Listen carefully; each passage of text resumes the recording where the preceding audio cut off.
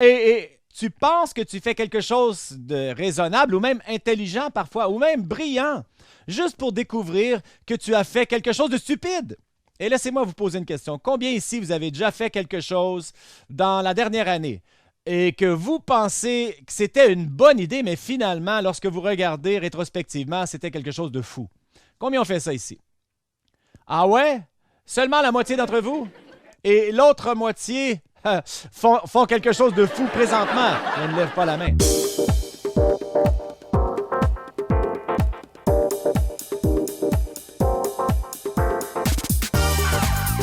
Bienvenue à l'église du Rocher de Winnipeg.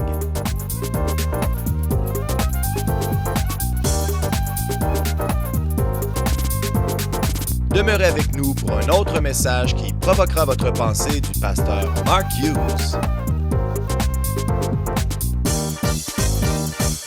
Ce matin, mon message s'intitule « Sagesse, sottise et folie ». Et c'est un petit verset que nous allons voir dans quelques instants. Je veux que vous pensiez à la vie. Tout dans la vie se retrouve dans les trois catégories. Hein. C'est soit sage, c'est soit de la sottise ou bien complètement à l'extrême et c'est de la folie. Et nous aussi, nous fonctionnons dans ces trois catégories. Je vais débuter ce matin avec un ancien proverbe. Je ne sais pas d'où il vient exactement, mais je veux que vous écoutiez attentivement, sinon vous allez rater quelque chose. Et pendant que je le dis, décidez où vous vous trouvez. Voici. Celui qui ne sait pas et ne sait pas qu'il ne sait pas est un insensé. Ignore-le. Celui qui ne sait pas et qu'il sait qu'il ne sait pas est un simple. Enseignez-le. Celui qui sait et ne sait pas qu'il sait dort. Réveillez-le. Et celui qui sait et sait qu'il le sait est un sage. Suivez-le. Et là, il y a aussi « Personne connaît le nez comme Kleenex connaît les nez », mais ça ne fait pas partie de ce proverbe. Mais je vais raconter ma propre histoire, une petite histoire, probablement que vous allez trouver un lien avec vous. Et je pensais que j'étais assez intelligent, mais j'étais un peu fou. Et c'est une histoire d'IKEA. Qui aime IKEA ici dans cette salle? Vous aimez IKEA? Eh bien, moi, je déteste IKEA. C'est pas que je déteste IKEA, j'ai peur d'IKEA. J'ai peur à cause du labyrinthe. Vous savez, le labyrinthe à l'intérieur, ils n'ont pas d'allée. C'est un labyrinthe. Vous rentrez dans le labyrinthe et j'ai peur que je n'en sortirai pas. Et je suis convaincu qu'il y a des gens qui ont été perdus depuis l'ouverture 2 ans et demi passés. On pourrait vivre, des salles de toilette, des lits, des oreillers, de la nourriture dans la cafétéria. On pourrait vivre là et on ne saurait pas. Alors, je n'y vais pas. Mais Cathy y va et elle amène des meubles. Et l'autre jour, elle est arrivée et elle appelle ça des meubles. Elle me dit, j'ai acheté des meubles et j'ai ouvert la boîte et il n'y avait pas de boîte, il n'y avait que des morceaux de bois. Elle a acheté des boîtes et des boîtes et des boîtes de morceaux de bois. Et ensuite, des sacs de vis, d'écrous, de boulons. Elle dit, est-ce que tu peux assembler ces meubles? Je dis, quels meubles? C'est des bouts de bois. Alors, de toute façon, je dis, oui, je vais l'assembler. Et évidemment, il y a un outil, l'outil, là, qui n'existe nulle part ailleurs sur la planète. Vous n'aurez pas cet outil dans votre boîte à outils et il y a 90% de chances qu'on la brise avant d'avoir fini. Alors, je suis un peu paniqué. Elle dit, voici les instructions. Alors, je regarde les instructions. Malheureusement, je ne lis pas le suédois. Et je n'ai pas pour vous, là. C'est écrit en suédois. Alors, ils ont des images. Hein?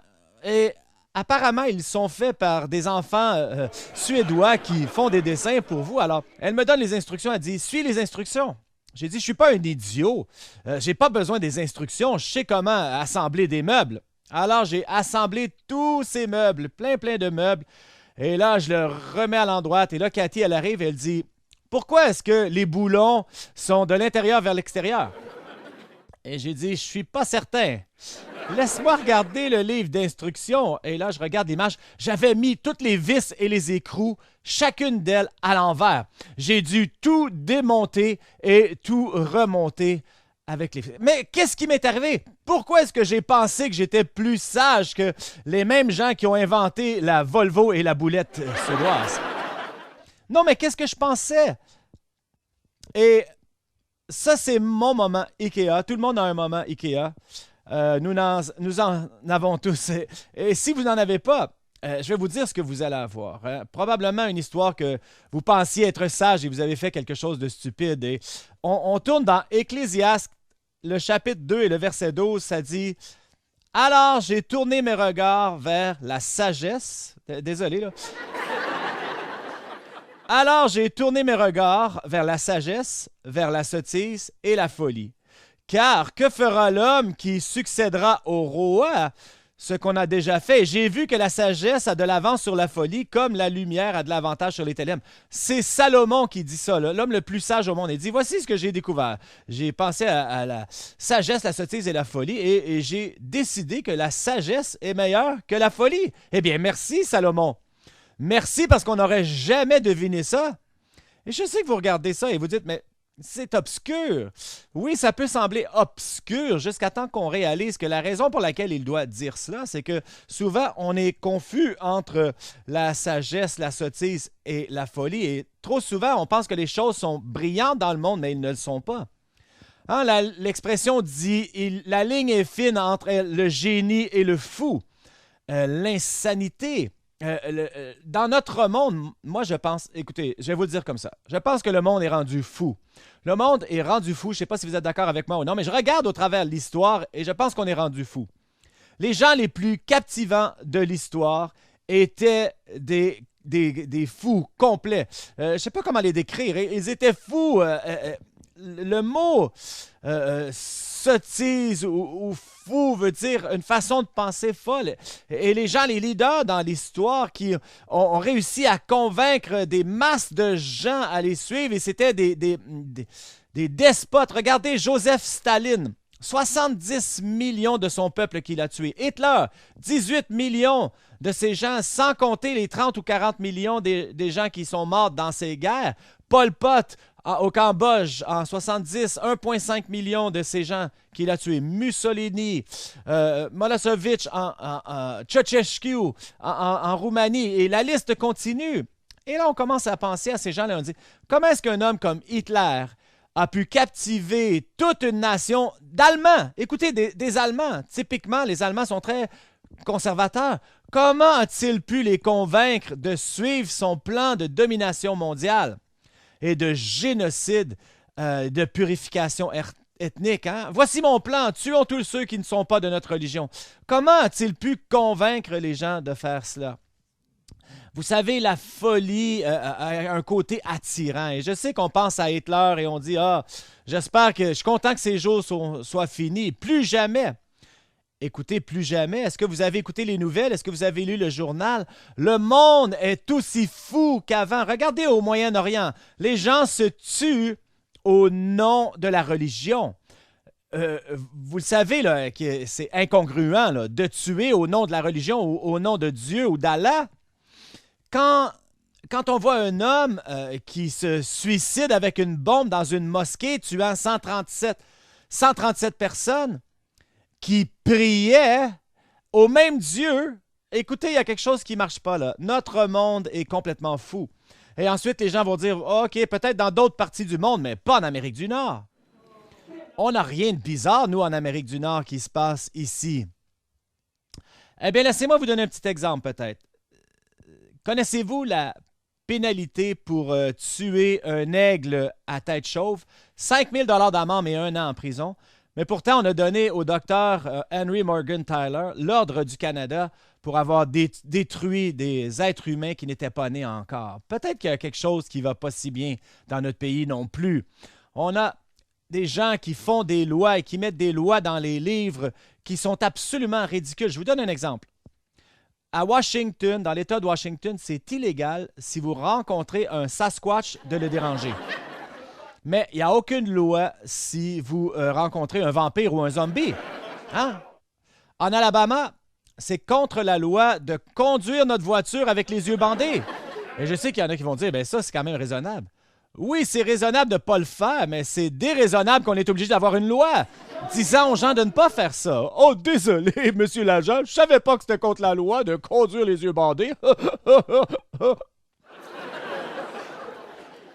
Et ma préférée, c'est à Waynesboro, en Virginie, où c'est illégal pour une femme de conduire sa voiture sur la rue principale sans avoir son mari devant la voiture avec un drapeau rouge qui dit « Tassez-vous, tassez-vous, la voilà! » C'est peut-être une vieille loi, là, mais c'est déjà dans les livres. Et celle-ci, en Idaho, c'est illégal de donner à ta fiancée une boîte de bonbons qui pèse plus que 50 livres. Et je ne sais pas si c'était le pot au rose original hein, de chocolat qui était vrai. Voici, ma chérie, j'espère que tu les aimes. Non, mais écoutez, là, il y a tellement de folie dans notre monde qu'on ne le reconnaît pas. On a des gens qui font des lois et font plein de choses qu'on n'entendra jamais. Peut-être qu'ils ont des bonnes raisons dans leur pensée, mais la ligne est très courte entre la folie et le génie, même dans notre monde. Je pense qu'on est devenu fou. Alors, parlons du deuxième, parce qu'il dit la sagesse, la sottise et la folie. La folie, hein, on sait ce que c'est, la folie. Et c'est quelque chose qu'on fait tous. Celui qui ne sait pas et ne sait pas qu'il ne sait pas est un fou. Et le problème de ne pas savoir, c'est qu'on ne sait pas. Alors, tu ne sais pas que tu ne sais pas. Et tu penses que tu fais quelque chose de raisonnable ou même intelligent parfois, ou même brillant, juste pour découvrir que tu as fait quelque chose de stupide. Et laissez-moi vous poser une question. Combien ici vous avez déjà fait quelque chose dans la dernière année et que vous pensez que c'était une bonne idée, mais finalement, lorsque vous regardez rétrospectivement, c'était quelque chose de fou? Combien ont fait ça ici? Ah ouais? Seulement la moitié d'entre vous? Et l'autre moitié font quelque chose de fou présentement. Ils ne lèvent pas la main. Et vous savez, il est juste 11 heures du matin, là. Il y en a qui ont déjà fait quelque chose de fou et vous pensiez que c'était sage. On fait tous cela chaque jour. On fait des erreurs. Et parfois, on pense que les gens fous sont jeunes. Hein? On dit, ah, ben, les jeunes et fous, hein? Cette expression, ah, sont jeunes, sont fous. Et il y a une bonne raison pourquoi que les jeunes qui font des choses plus stupides que les adultes, et c'est prouvé. Et la raison médicale, c'est le développement du cerveau. Saviez-vous que dans le cerveau de l'adolescent, l'amygdala, où les émotions, les désirs, les impulsions, c'est le centre vraiment pour les sensations, ça se développe plus rapidement que le cortex frontal. Juste derrière le front, là, c'est là où on prend nos décisions exécutives. Ça, c'est le côté où on regarde une idée, on analyse, et ça se développe plus lentement que le centre d'impulsion. Alors évidemment, ils n'analysent pas le risque comme nous le faisons. Et c'est pour ça que les jeunes font des choses si dangereuses. Et le sexe dangereux, les drogues dangereuses, des activités dangereuses, parce que ça ne fonctionne pas entre les deux oreilles. Là. Exactement. Je vais vous raconter une histoire et probablement ça va gêner quelqu'un dans la salle. Je ne vais pas le nommer. C'est mon fils qui est assis là. Je ne vais pas le pointer. Il y a à peu près 7 ou 8 ans, on skiait. Il y avait 19-20 ans. On skiait ensemble. On était à Sunshine Village. Et on est sur la chaise remontante et il y avait une pente. Et là, il dit, je pense que je vais aller sauter sur cette falaise s'il veut. Alors, comme père responsable, j'ai dit, OK. Non, mais c'est un excellent skieur, alors je n'étais pas inquiet. J'ai dit, on va descendre ensemble et moi, je vais te dire où tu devrais atterrir et sauter de la bonne place. Et lorsque tout va être beau, tu pourras y aller. Alors, on descend là, à l'endroit, et moi, je me tiens au bord de la falaise. Et là, je lui ai crié parce qu'il devait prendre son élan. Il était un peu plus haut. Il ne pouvait pas voir vraiment. Alors, j'ai dit, voici ce que tu dois faire. Tu dois sauter au côté gauche et ensuite tu pourras atterrir. Ne va pas du côté droite, parce que si tu vas à droite, il y a des arbres en bas et si tu tombes, tu vas foncer dans les arbres. Alors, va du côté gauche. Alors, il me dit, du côté gauche? J'ai dit correct. J'ai pas dit, oui, correct. Alors, moi, je recule, j'attends, et là, il descend et il saute exactement où je lui avais dit de ne pas sauter. Exactement où je lui avais dit de ne pas sauter. Alors moi, je suis là. C'est incroyable. Et il saute cette falaise et il atterrit et il tourne immédiatement et il arrête. Alors moi, je suis un père. Évidemment, je suis en colère et je descends. Je dis, mais à quoi as-tu pensé? Je t'avais dit de ne pas aller du côté droit parce que si tu allais là, tu tombais, tu étais pour foncer dans les arbres. Et il me regarde dans les yeux et il dit, mais j'ai pas tombé, hein? Et comme parent, je me dis, mais qu'est-ce qui se passe dans sa tête? Et on a tous passé par là. On regarde les adolescents, on dit, mais qu'est-ce qui se passe dans leur tête? Je vais vous le dire, qu'est-ce qui se passe? Rien! Le cerveau est endommagé. Il n'y a rien qui se passe. Et ils n'analysent pas le risque, ils ne réfléchissent pas. On ne devrait même pas poser cette question. On devrait être surpris lorsqu'ils font quelque chose qui n'est pas stupide. C'est ça qui devrait arriver. Et je ne veux pas insulter les jeunes, là. Je fais juste une observation. Et voici ce qui arrive. Quand on est plus jeune, notre cerveau n'est pas aussi bien développé, on fait des choses dangereuses. Et par définition, on est jeune et fou. Mais voici le problème. Et là, je vais parler du reste d'entre nous. C'est que l'on grandit et qu'on demeure vieux et fou. Et là, en demeurant dans le côté vieux et fou, eh bien, c'est pas bien. Et par mesure d'intérêt, je devrais vous montrer un petit clip. C'est des photos d'un homme de 57 ans, un pasteur que vous connaissez, qui saute en bas d'une clôture à neige à Lac-Louise il y a quelques semaines.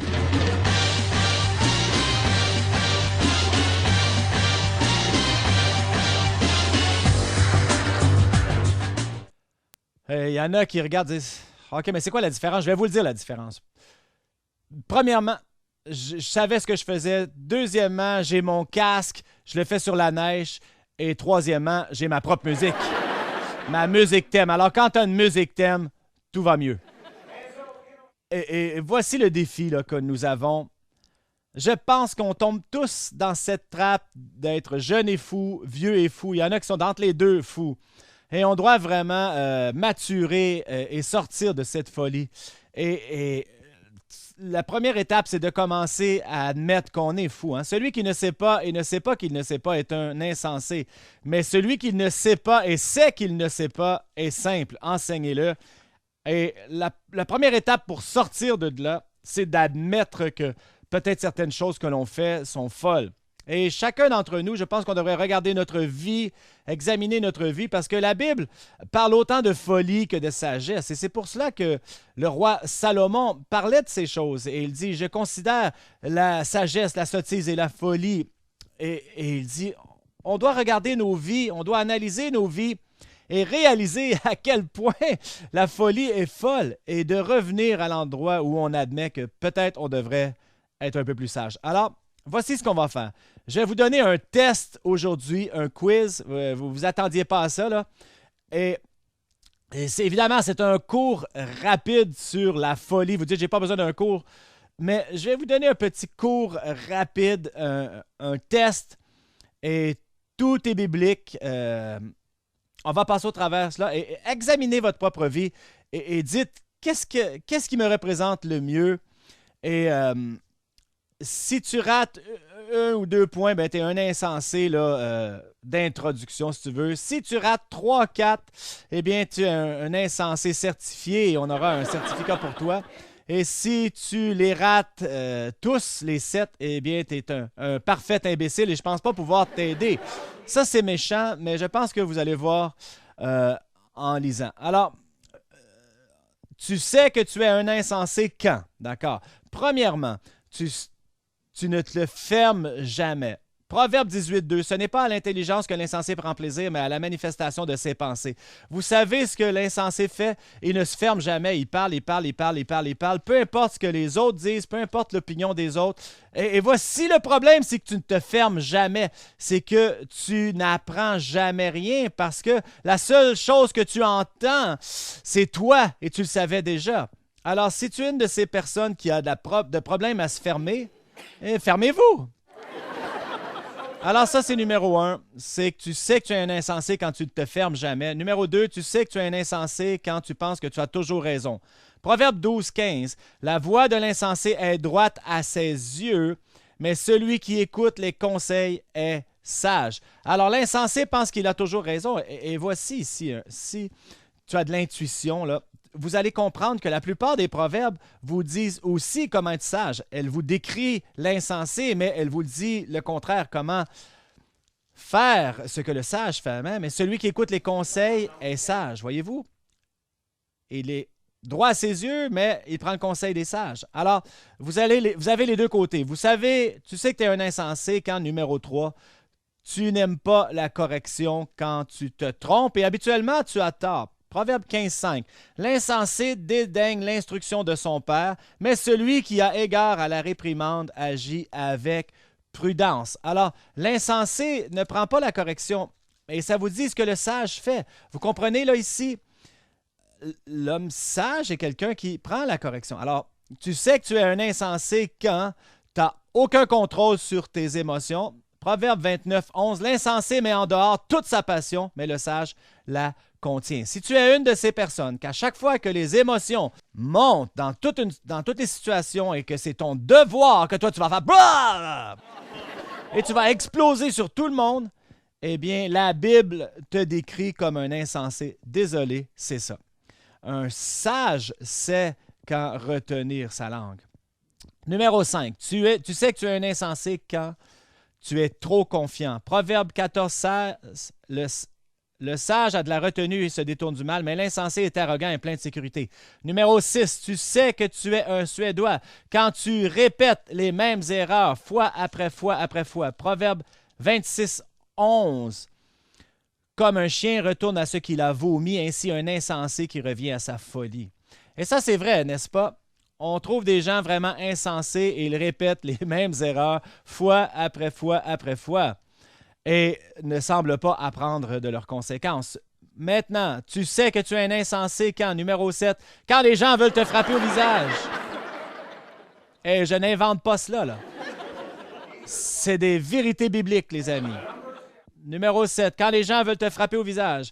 Proverbe 18,7, la bouche de l'insensé cause sa ruine et ses lèvres sont un piège pour son âme. Ou plutôt 6, les lèvres de l'insensé se mêlent aux querelles et sa bouche provoque les coups. Alors, si vous êtes, à cause de votre bouche qui n'arrête jamais, là, les gens veulent vous frapper, prenez ça comme un signe, comme un avertissement. Et je vais vous donner une question bonnie, là. Il y en a que ça ne va pas trop bien dans vos réponses. Je vous donne une question bonnie. Tu sais que tu es un insensé quand tu dénies l'existence de Dieu. Psaume 14,1. L'insensé dit en son cœur, il n'y a point de Dieu. La Bible décrit l'insensé comme quelqu'un qui dit qu'il n'a pas, Dieu n'existe pas. Et de renier l'existence de Dieu, c'est la plus haute arrogance qui existe. Quand on est à cet endroit et on pense que nous, on peut exister ou quelque chose peut exister sans Dieu, c'est la folie ultime. Il n'y a rien de plus insensé que ça. Et c'est intéressant.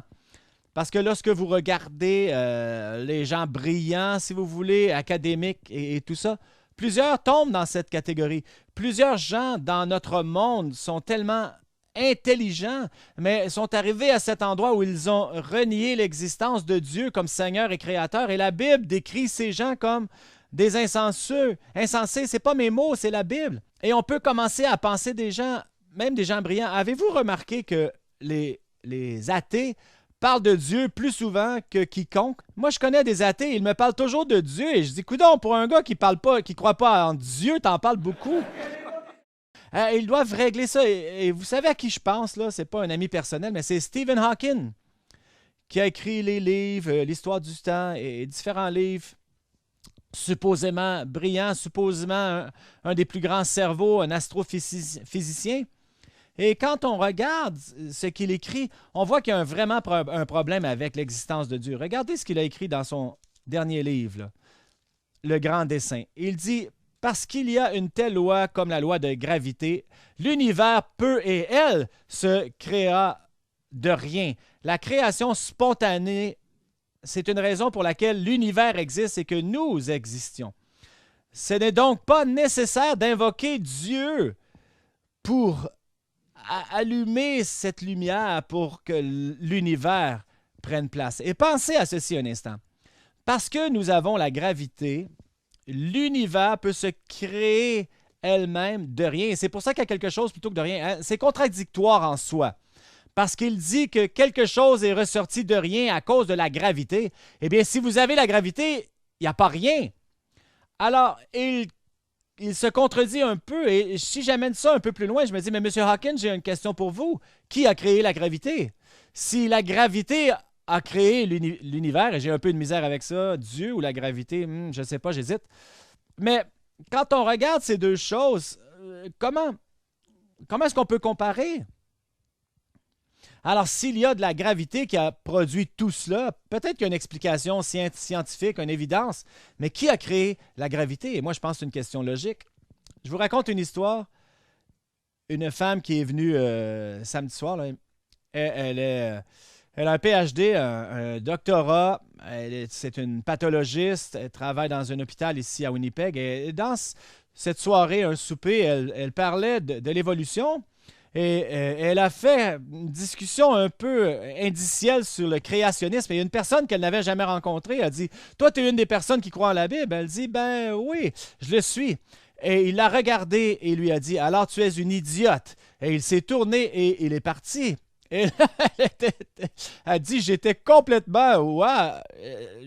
que quelqu'un me regarde dans les yeux et me traite d'idiote, je ne savais pas quoi faire. » J'ai dit « Voici ce que tu aurais dû lui dire. Tu aurais dû lui taper sur l'épaule et dire « Et toi, de quelle université as-tu obtenu ton doctorat? » C'est ce que j'aurais posé comme question, moi. Le fou, l'insensé dit en son cœur « Il n'y a pas de Dieu. » Alors, on a regardé la folie, la sottise, et je veux prendre un instant et te parler de la sagesse. Et c'est là où on va aller là, la prochaine fois. Parlons un peu de sagesse, quelques secondes. Rapidement, tournons dans Proverbe, le chapitre 4, le verset 3. « J'étais un fils pour mon père, un fils tendre et unique auprès de ma mère. Et il m'instruisait alors et il me disait, que ton cœur retienne mes paroles, observe mes préceptes et tu vivras. Acquiert la sagesse. » Dites, acquiert la sagesse. Acquiert l'intelligence. N'oublie pas les paroles de ma bouche et ne t'en détourne pas. Ne l'abandonne pas et elle te gardera. Aime-la et elle te protégera. Voici le commencement de la sagesse. Acquiert la sagesse. Dites, acquiert la sagesse. Et avec tout ce que tu possèdes, acquiert l'intelligence. 2 fois, il dit acquiert la sagesse. 2 fois, il dit acquiert l'intelligence. Et il dit que la sagesse, c'est la chose principale. La première chose, la plus importante, c'est la sagesse. La sagesse. Il y a une grande différence entre la connaissance et la sagesse. La connaissance, c'est de savoir quoi. Et la sagesse, c'est de savoir quoi faire. On peut avoir la connaissance partout. On peut avoir la connaissance à l'école, des livres. On peut aller sur Internet chercher plein de connaissances. On peut se remplir la tête d'informations parce que c'est ça, la connaissance. Mais on pourrait être aussi stupide qu'un poteau de téléphone parce qu'on n'a pas de sagesse. Et la sagesse, c'est pour te dire quoi faire avec la connaissance.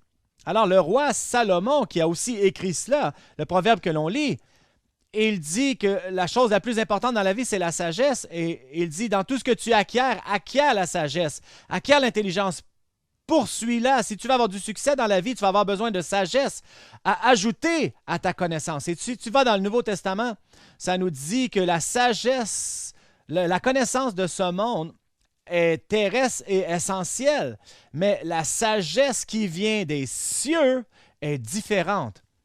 Et ce que la parole de Dieu nous rappelle, c'est que la folie de Dieu est plus grande que la sagesse de l'homme. Et les choses les plus basiques de la chrétienté de Dieu sont plus brillantes que toutes les choses que le monde pourrait inventer. Alors, si on veut devenir des gens de sagesse, eh bien, la Bible nous enseigne de devenir des gens de la parole de Dieu. Et la parole de Dieu est le plus grand compendium de sagesse que la race humaine n'a jamais vu. Et si on devient des gens de la parole, on va devenir des gens sages et on devrait la poursuivre. Malheureusement, on n'est pas venu au monde avec. C'est quelque chose qu'on doit poursuivre, qu'on doit courir après. Le roi Salomon a dit quoi? J'ai considéré la sagesse, la sottise, la folie. Et j'en suis venu avec la conclusion que la sagesse est meilleure que la folie. Alors, pourquoi ne pas se joindre ensemble et poursuivre Dieu, poursuivre sa parole, et en faisant cela, nous obtiendrons la sagesse et la connaissance. L'Église du Rocher a des réunions à tous les dimanches au 1397 Buffalo Place. Joignez-vous à nous si vous êtes dans la région. Si vous aimeriez recevoir un livre pour comprendre davantage le don gratuit de Dieu au travers Jésus-Christ, contactez-nous et nous vous l'enverrons gratuitement.